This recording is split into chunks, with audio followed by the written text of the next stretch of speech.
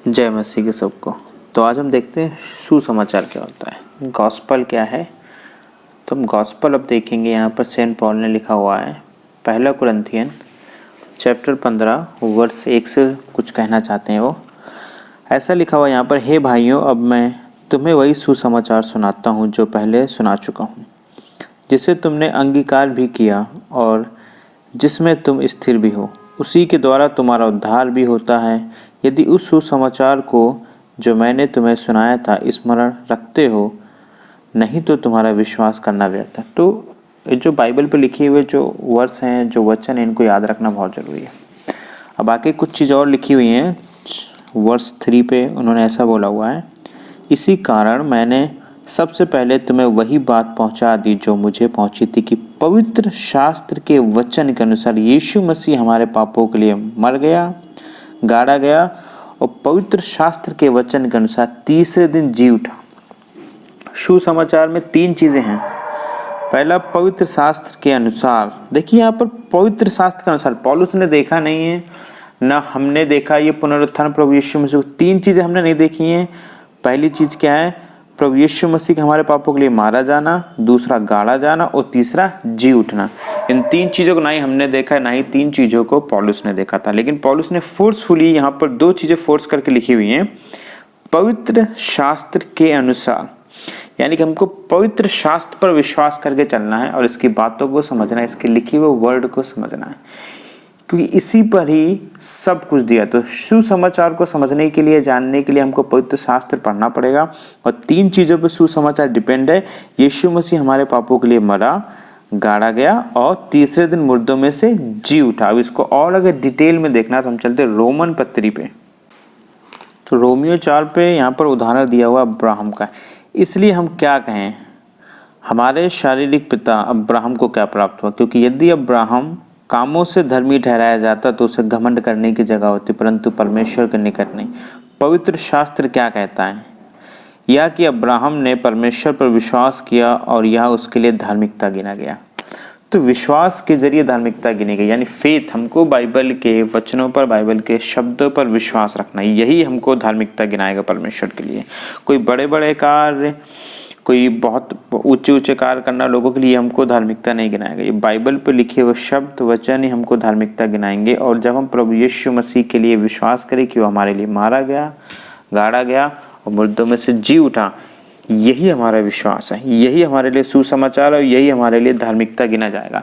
हम धार्मिकता को खरीद नहीं सकते, हम धार्मिकता को कमा नहीं सकते, हम परमेश्वर के फेवर को कमा नहीं सकते, ना हम परमेश्वर के फेवर को खरीद सकते हैं। हम ये विश्वास के जरिए पा सकते हैं, जैसे यहाँ अब्राहम ने पाया।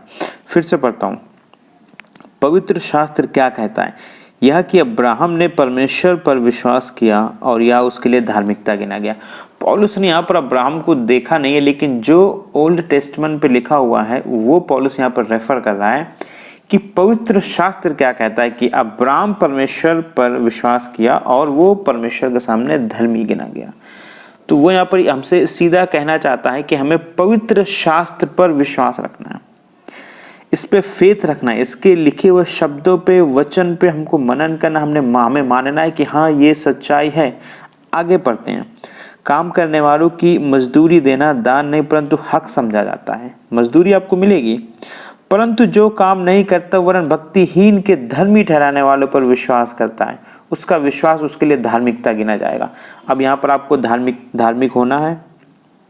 आप चाहते हो परमेश्वर आपको धार्मिक कहे, आप चाहते हो परमेश्वर आपको धार्मिक ठहराए, तो आपको काम करना बंद करना है। उसके बशर्ते आपको क्या करना है? विश्वास करना है, काम करना नहीं। आप सोचो मैं परमेश्वर का फेवर अर्न कर लूं, ये नहीं। आप फेवर अर्न नहीं कर सकते, आप नहीं कमा सकते, आप धार्मिकता को कमा नहीं सकते। आप सोचो फास्टिंग करके धार्मिकता कमा लूं, 6-6 घंटे प्रार्थना करके धार्मिकता कमा लूं, लोगों को बता करके धार्मिकता कमा लूं, नहीं। परमेश्वर कहता है विश्वास किया धार्मिकता कमा ली, विश्वास किया फेवर कमा लिया आपने। अब्राहम ने विश्वास किया और फेवर मिला, उससे धार्मिकता मिली परमेश्वर की। विश्वास करो इस बाइबल पे, लिखे हुए वचनों पे विश्वास करो, विश्वास करो प्रभु यीशु मसीह पे, विश्वास करो तुम्हारे लिए काम करेगा, विश्वास करो तुम्हारे लिए मरा, गाड़ा गया, मुर्दों में से जी उठा, तुम धार्मिक ठहरे, तुम्हें धार्मिकता दी गई, तुम्हें परमेश्वर का फेवर मिल गया।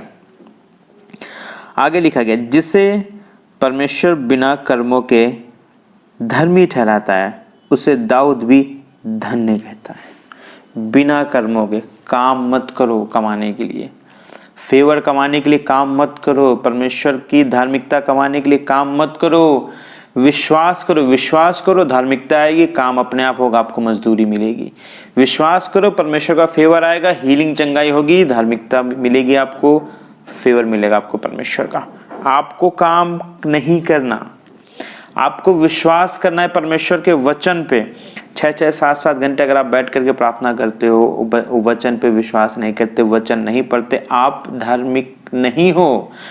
आप धार्मिकता आपको नहीं पकड़ेगी, क्योंकि परमेश्वर ही अलाउ नहीं करेगा। आगे लिखा, धन्य है वे जिनके अधर्म क्षमा हुए और जिनके पाप ढांपे गए। तो आपके अधर्म कब क्षमा होंगे? जब आप धार्मिक ठहराएंगे, जब आपको परमेश्वर धार्मिक कहेगा, तभी आप अधर्मी की स्टाम्प से आप हटोगे। तो आपको विश्वास करना है, विश्वास ही आपको धार्मिक ठहराएगा। मैं फिर से एक बार पढ़ देता हूँ 1 कुरिन्थियन 15 का चैप्टर का 3। इसी कारण मैंने सबसे पहले तुम्हें वही बात पहुंचा दी जो मुझे पहुंची थी। सबसे पहले पौलुस को क्या पहुंचा था? कि पवित्र शास्त्र के वचन के अनुसार यीशु मसीह हमारे पापों के लिए मरा, गाड़ा गया और तीसरे दिन जी उठा। सबसे पहले पौलुस ने यही सीखा, यही जाना, यही समझा, यही सुसमाचार है। प्रभु यीशु हमारे लिए मरा, गाड़ा गया और तीसरे दिन मुर्दों में से जी उठा, यानी वो जीवित परमेश्वर हमारे मध्य में है। यही पौलुस ने जाना, यही हमको जानना है, यही हमको बताना है, यही हमको समझाना है। यही सुसमाचार है कि प्रभु यीशु तुम्हारे लिए मरा, गाड़ा गया और मुर्दों में से जीवित हुआ। और ये कहता है पवित्र शास्त्र। आपने वो समय देखा नहीं है, आपको नहीं पता। जिन्होंने देखा है उन्होंने लिख दिया। जिन्होंने इस समय को अपनी आंखों से देखा, जो आई टेस्टिमनी थे, उन्होंने इस समय को लिख दिया, उन्होंने अच्छी तरह से ब्रीफ कर दिया। अब आपको इस पर विश्वास करना है। ये समय दोबारा नहीं होगा, ये हो चुका हजारों साल पहले।